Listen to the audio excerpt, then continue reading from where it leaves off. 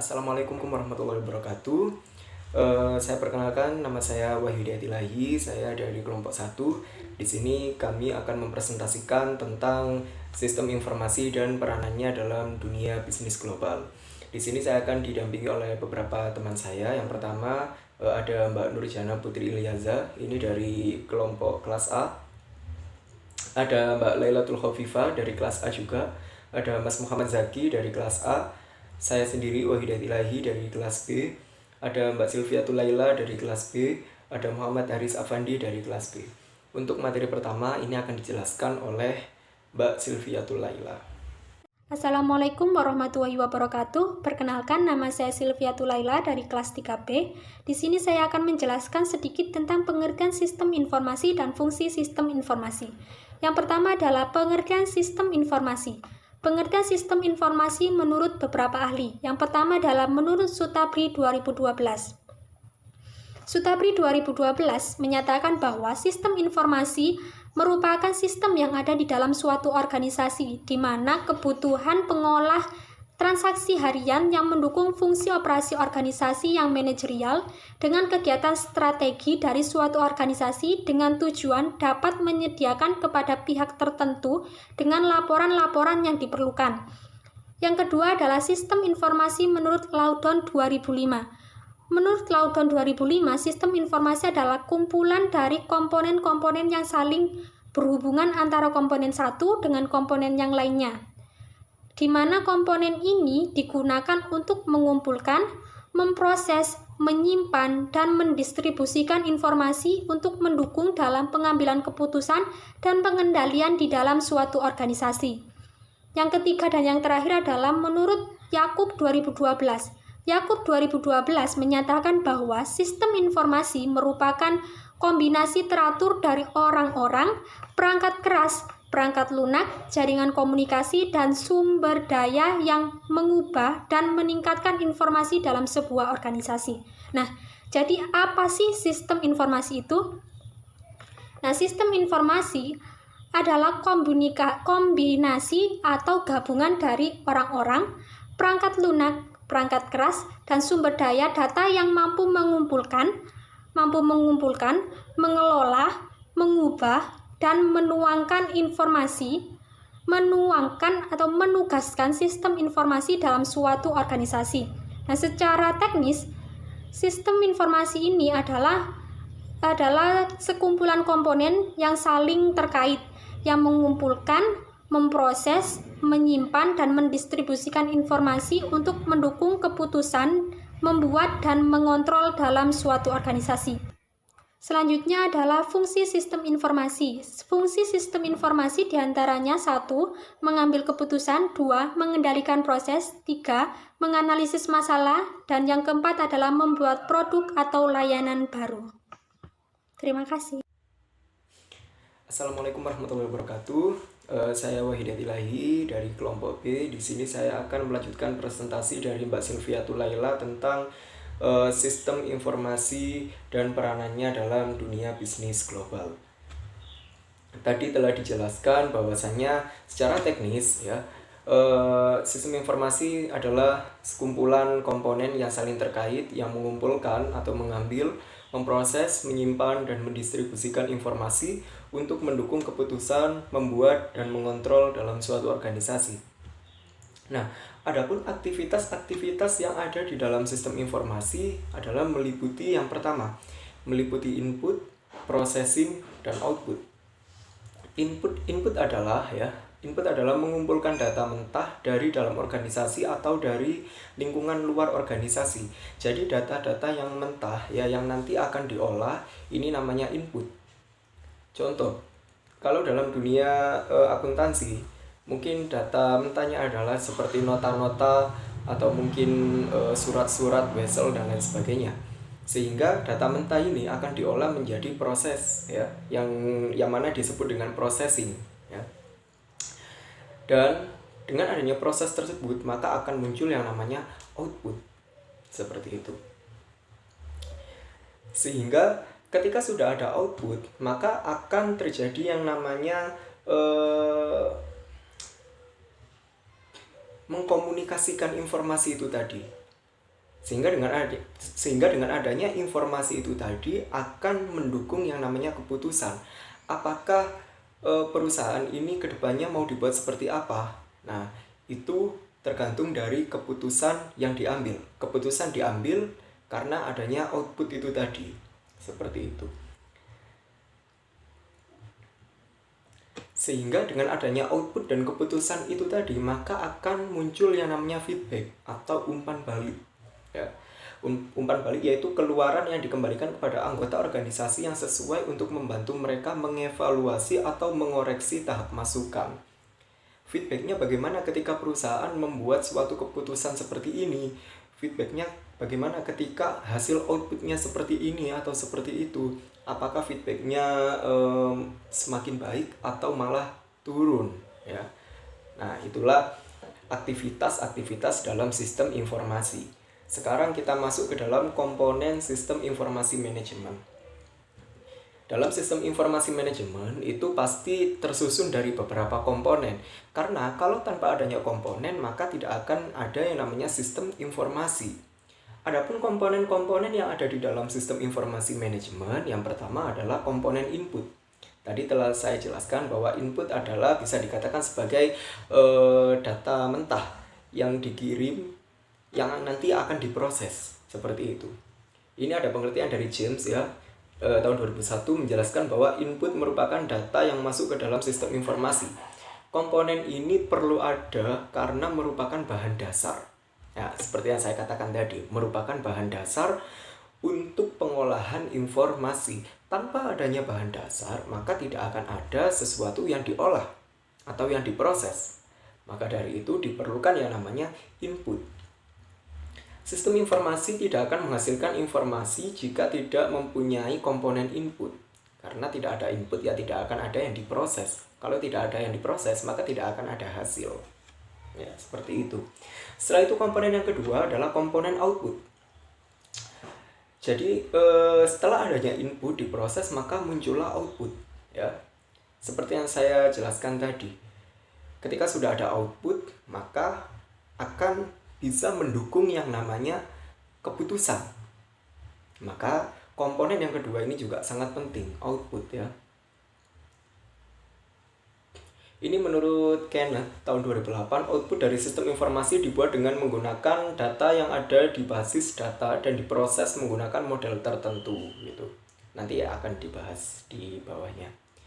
Nah, setelah itu komponen yang ketiga adalah komponen basis data.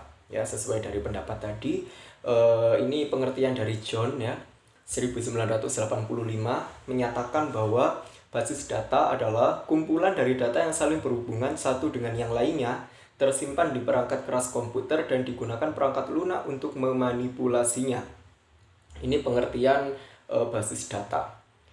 Maka jika kita beranggapan bahwa basis data menurut John ini ya, kita sependapat sama pengertian menurut John ini, maka akan muncul 3 hal yang berhubungan dengan basis data. Apa saja itu? Yang pertama adalah data itu sendiri yang diorganisasikan dalam bentuk database. Ya. Data itu sendiri. Datanya dari apa? Ya input tadi. Yang awal itu tadi. Itu data. Ya.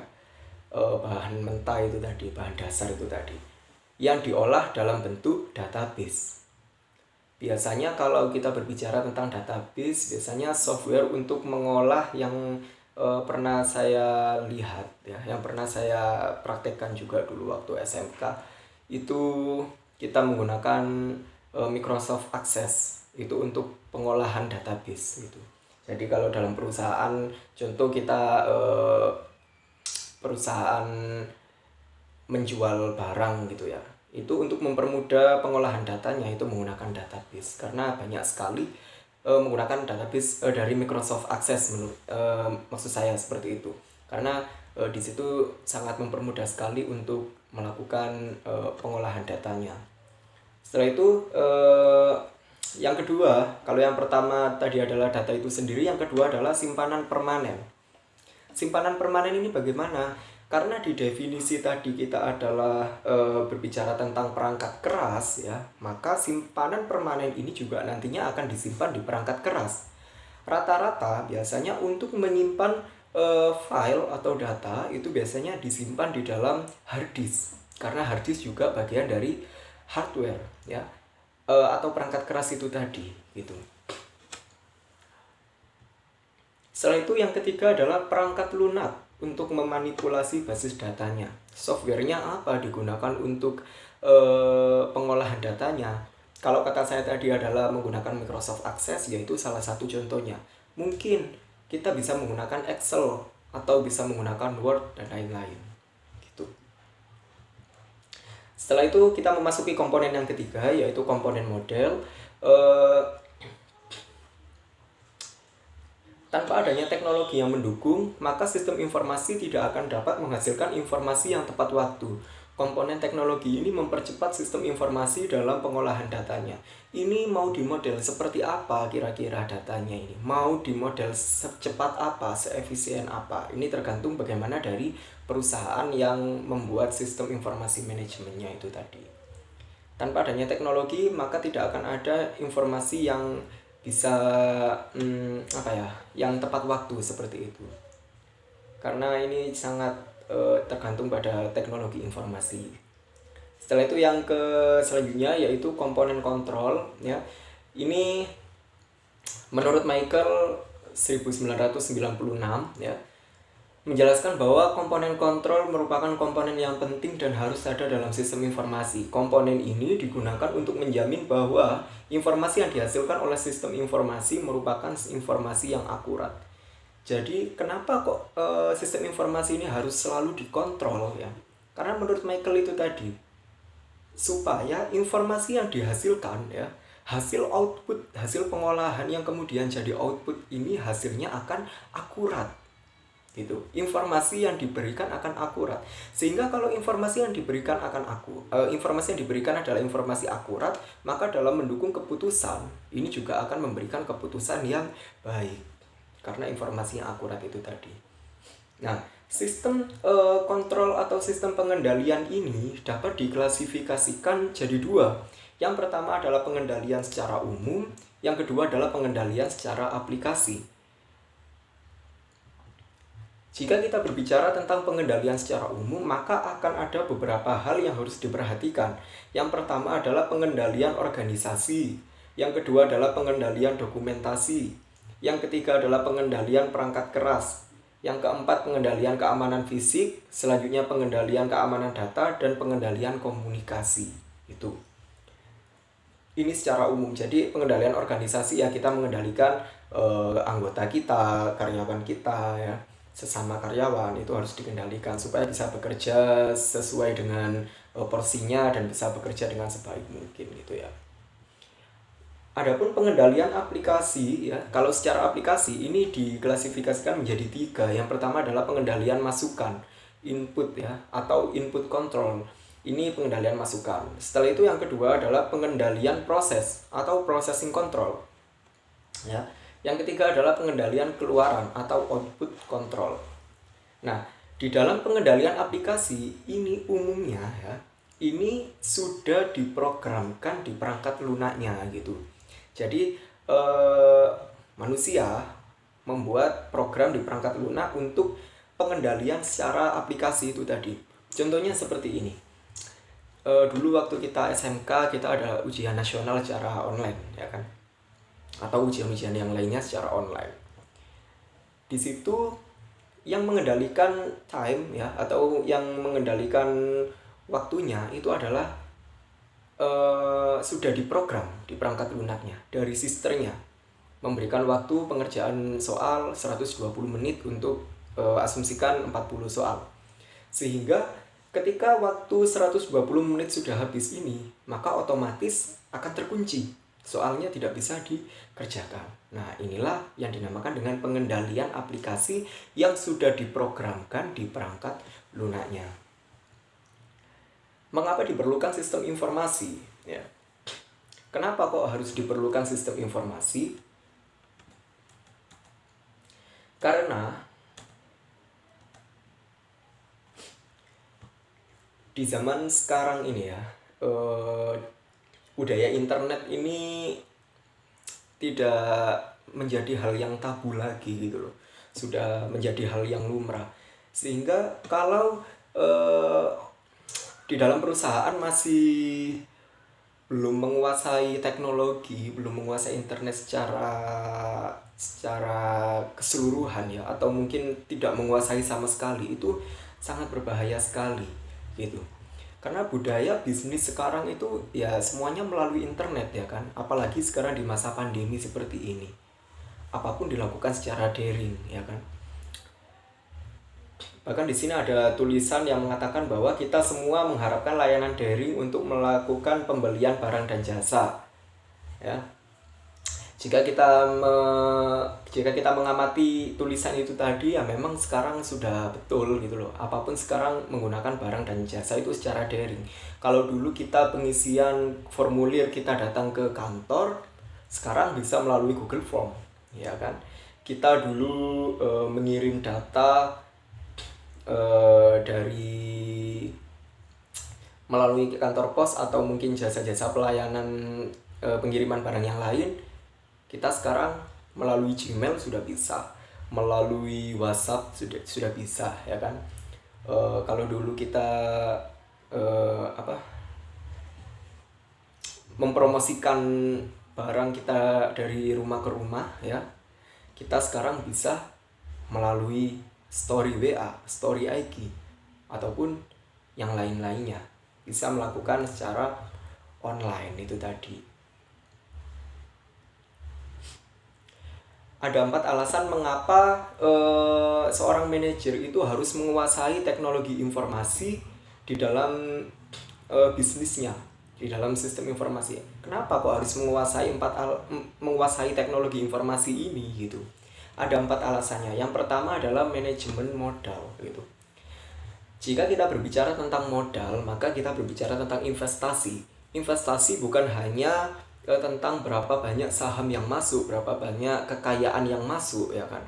Tetapi juga investasi itu berhubungan dengan sistem informasi itu tadi gitu. Karyawan itu juga termasuk investasi. Organisasi,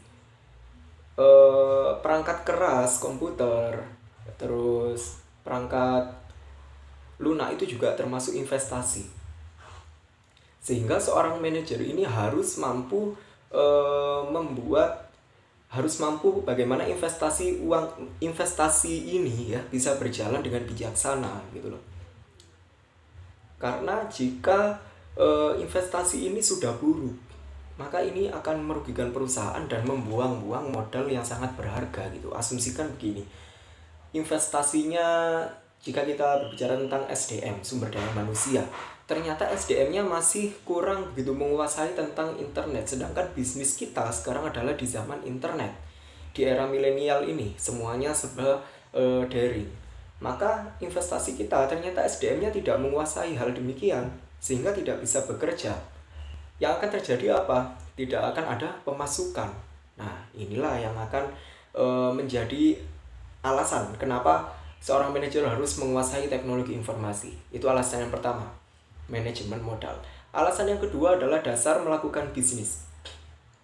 Ya, di dalam buku RPS kita, ya, sistem informasi manajemen, di situ dasar melakukan bisnis sekarang itu memang ketergantungan ya antara kemampuan perusahaan ya dengan teknologi informasi untuk menerapkan strategi perusahaan untuk mencapai tujuan perusahaan gitu. Jadi organisasi manusia ini saling ketergantungan dengan sistem informasi itu. Maksudnya begini, kita organisasi ya, kita tergantung dengan sistem informasi, dengan perangkat keras. Dalam pengolahan data kita membutuhkan perangkat keras, komputer. Ya, kita tergantung dengan komputer. Di dalam komputer itu juga tergantung dengan perangkat lunak atau software. Tanpa adanya software atau perangkat lunak, ya, meskipun itu ada komputernya, tidak akan bisa mengolah data. Ya. Setelah itu, perangkat lunak ini juga membutuhkan yang namanya data. Tanpa adanya data dari organisasinya ya, dari karyawannya tidak akan ada yang diolah. Dengan adanya data yang kemudian diolah oleh software ya, menggunakan perangkat keras, maka keluarlah yang namanya telekomunikasi atau komunikasi yang diinformasikan sehingga bisa menghasilkan sebuah keputusan. Nah, maka ini saling keterkaitan antara organisasi dengan sistem informasi itu tadi, gitu. Kalau seorang manajernya tidak bisa menguasai teknologi informasi dengan baik, ya maka tidak akan bisa melakukan dasar bisnis yang saling ketergantungan ini antara organisasi dengan sistem informasi gitu. Makanya harus bisa menguasai teknologi informasi. Setelah itu yang ketiga adalah produktivitas. Ya, produktivitas ini bagaimana seorang manajer ini mampu membuat kreativitas, mampu membuat inovasi untuk produktivitas yang terbaru gitu loh, yang bisa bersaing dengan baik gitu. Tidak hanya mengandalkan satu produk saja gitu. Jadi masih banyak produk-produk yang lain yang menjadi tantangan si manajer untuk membuat produk-produk baru. Inilah alasan mengapa manajer harus menguasai teknologi informasi gitu ya. Karena saingan di dalam internet itu banyak sekali gitu. Mungkin ya kalau bisa saya contohkan, kalau dalam dunia konten channel YouTube gitu ya, asumsikan seperti itu banyak sekali saingannya. Ada yang membuat konten seperti ini, ada yang membuat konten seperti itu, ada yang membuat konten ini itu, bahkan ada yang membuat konten diam gini tanpa membuat apa-apa selama 2 jam, itu banyak yang lihat. Dan itu kan kalau banyak yang lihat, banyak yang subscribe, pastinya kan ada royalti yang masuk gitu kan ya. Maka dari itu harus bisa membuat inovasi, kreativitas yang terbaru, yang tentunya banyak sekali peminatnya di sana. Itu. Yang keempat ini peluang, strategi dan keuntungan. Peluangnya bagaimana? Pasar sekarang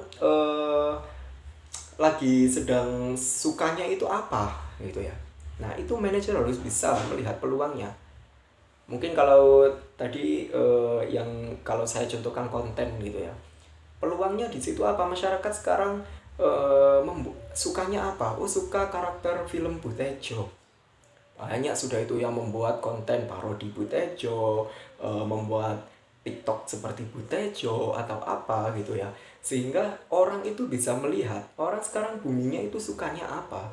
Manajer harus bisa melihat hal demikian. Kemudian strateginya ini dibuat seperti apa, pemasarannya dibuat seperti apa, sehingga bisa menghasilkan keuntungan yang semakin besar itu. Apalagi strategi sekarang pemasarannya melalui internet, melalui online, sangat mudah sekali gitu. Berapa banyak sih teknologi informasi yang dibutuhkan gitu ya. Ya sesuai yang saya katakan tadi, bahwasannya investasi dalam sebuah perusahaan ini sangat penting ya. Kita investasi modalnya itu berapa gitu, membutuhkan karyawan berapa, membutuhkan perangkat lunak, perangkat keras berapa, sehingga dengan adanya investasi yang baik ya, yang bijaksana, maksudnya bisa dilakukan dengan sebaik mungkin, akan menghasilkan keuntungan yang setinggi-tingginya. Jadi tidak berlebihan investasinya, juga tidak terlalu kurang ya. Karena kalau kurang itu nanti khawatirnya ya akan terjadi miskomunikasi dan lain-lain. Kalau berlebihan kan ya khawatirnya nanti, untuk apa investasi berlebihan kalau tidak mendapatkan keuntungan, yang ada malah rugi gitu. Maka investasinya harus disesuaikan dengan kebutuhan perusahaan. Mungkin itu saja presentasi dari saya, akan dilanjutkan oleh rekan saya. Terima kasih. Perkenalkan, nama saya Nurjana Putri Ilyaza dari kelas 3A. Saya akan melanjutkan dari pembahasan yang di awal, yang mana saya akan menjelaskan tentang konvergensi digital dan perubahan lingkungan bisnis, dan juga perspektif bisnis pada sistem informasi. Nah, pada konvergensi dan perubahan lingkungan bisnis ini, ada 5 faktor yang harus dipertimbangkan dalam suatu perusahaan. Yang pertama, internet dan konvergensi teknologi. pada zaman sekarang tidak ada orang yang tidak mengenal yang namanya internet. Nah, dengan adanya internet pun kita juga lebih mudah mengakses hal apapun yang ada di luar sana. Jaringan internet dan teknologi ini tuh identik dengan yang namanya pebisnis. Karena dengan adanya internet ini kita juga mampu mengakses kegiatan pasar. Contohnya seperti iklan, pemasaran, kemudian pelanggan, pembayaran, pengiriman dan lain sebagainya. Nah, internet teknologi ini tuh sangat efisiensi digunakan dalam dunia bisnis. Kemudian yang kedua, transformasi dari perusahaan bisnis. Pada zaman dulu, ketika seorang marketing ingin memperkenalkan produknya, mereka harus dengan cara door to door. Tapi pada zaman sekarang, kita bisa melakukan dengan cara iklan pada sosial media. Kemudian yang ketiga yakni globalisasi, yang mana sistem informasi ini mampu menyediakan komunikasi dan juga kekuatan yang dibutuhkan oleh suatu perusahaan. Nah, dengan adanya globalisasi ini pun mampu untuk melakukan kegiatan perdagangan yang mana kita bisa mengelola bisnis dalam suatu skala global. Kemudian adanya kebangkitan informasi ekonomi. Nah, dari judul kita sudah bisa memahami yang namanya kebangkitan berarti adanya perubahan atau adanya kebangkitan dari suatu perusahaan, yang mana perubahan ini tuh pengetahuan dan informasi yang mampu menjadi dasar untuk produk dan jasa baru. Seperti pada zaman sekarang sudah adanya kartu kredit, kemudian juga ada pengiriman paket yang hanya semalam. Selanjutnya yang kelima, munculnya perusahaan digital. Hampir semua hubungan bisnis dalam suatu perusahaan itu menggunakan yang namanya digital. Dengan adanya digital ini kita bisa lebih signifikan terhadap pelanggan, karyawan, pemasok, dan lain sebagainya. Nah, proses bisnis ini dilakukan melalui jaringan digital meliputi seluruh organisasi ataupun juga menghubungkan banyak suatu organisasi. Kemudian, perspektif bisnis pada sistem informasi, yang mana ini adalah alat penting untuk menciptakan nilai bagi suatu perusahaan. Sistem informasi ini memungkinkan suatu perusahaan untuk meningkatkan pendapatan atau menurunkan pendapatan. Dengan menyediakan informasi ini juga lebih bisa membantu seorang manajer ketika ingin membuat keputusan yang lebih baik lagi atau juga mampu meningkatkan pelaksanaan dalam dunia bisnisnya. Assalamualaikum warahmatullahi wabarakatuh. Nama saya Lailatul Viva dari kelas 3A. Di sini saya akan menjelaskan sedikit tentang rantai nilai informasi bisnis, yaitu sistem informasi merupakan bagian dari rangkaian aktivitas penambah nilai bagi memperoleh, mengubah, dan mendistribusikan informasi yang dapat digunakan manajer untuk meningkatkan keputusan membuat, meningkatkan kinerja organisasi, dan pada akhirnya meningkatkan profitabilitas perusahaan. Sistem informasi lebih dari sekedar komputer. Yang pertama, menggunakan sistem informasi secara efektif, membutuhkan pemahaman tentang organisasi, manajemen, dan teknologi informasi yang membentuk sistem. 2. Elemen kunci dari sebuah organisasi adalah orang, struktur, proses bisnisnya, politik, dan budaya. Sekian dari saya. Wassalamualaikum warahmatullahi wabarakatuh. Assalamualaikum warahmatullahi wabarakatuh. Perkenalkan, nama saya Haris Afandi dari kelas 3B. Di sini saya akan menerangkan pendekatan sistem informasi. Suatu sistem adalah suatu jaringan kerja dari produser yang saling berhubungan berkumpul bersama untuk melakukan kegiatan untuk menyelesaikan suatu sasaran tertentu. Pendekatan sistem informasi dibagi menjadi 4. 1. Pendekatan komputer untuk sistem informasi. 2. Pendekatan teknis. 3. Pendekatan perilaku. 4. Pendekatan sistem sosioteknik. Assalamualaikum warahmatullahi wabarakatuh. Nama saya Muhammad Zaki, saya dari kelas bisnis 3A. Saya akan melanjutkan presentasi dari teman-teman. Peluang baru dengan teknologi. Meskipun sistem informasi menciptakan banyak peluang menarik bagi bisnis dan individu, faktanya sistem informasi juga merupakan sumber masalah baru, isu dan tantangan bagi manajer. Dan di sini saya akan menjelaskan tantangan utama yang akan dihadapi seorang manajer. Yang pertama ada tantangan investasi sistem informasi, yang kedua ada tantangan bisnis strategis, yang ketiga ada tantangan globalisasi, dan yang keempat ada tantangan infrastruktur teknologi informasi, dan yang kelima ada etika dan keamanan. Yang pertama adalah tantangan investasi sistem informasi, yang mana tidak semua perusahaan itu menyadari keuntungan yang baik dari investasi sistem informasi.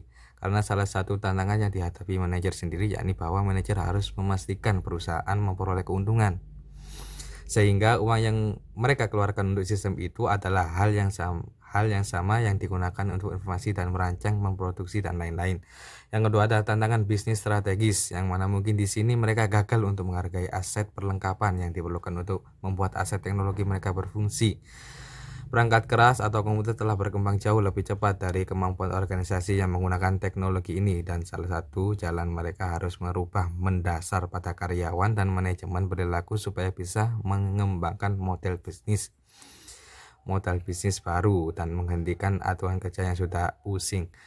Yang ketiga ada tantangan globalisasi, dan semakin cepat pertumbuhan perdagangan informasi dan munculnya ekonomi global sehingga panggilan untuk sistem informasi yang dapat mendukung produksi penjualan barang di berbagai negara.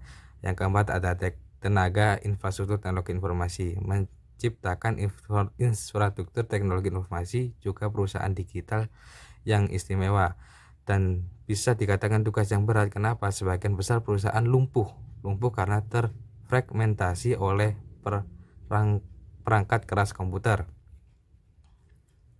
Dan yang kelima ada etika dan keamanan. Etika dan keamanan ini manajemen yang utama itu harus membuat keputusan yang peka terhadap hal-hal negatif serta konsekuensi dari sistem informasi yang positif. Manajer sendiri akan menghadapi perjuangan berkelanjutan untuk menjaga keamanan dan kontrol. Nah, salah satu tugas manajemen yaitu menggunakan sistem informasi yang harus dirancang sedemikian rupa sehingga aman, berfungsi sebagai mestinya, dan operator atau manusia juga mengontrol proses tersebut. Sekian penjelasan dari saya. Apabila ada kekurangan, mohon maaf sebesar-besarnya. Assalamualaikum warahmatullahi wabarakatuh.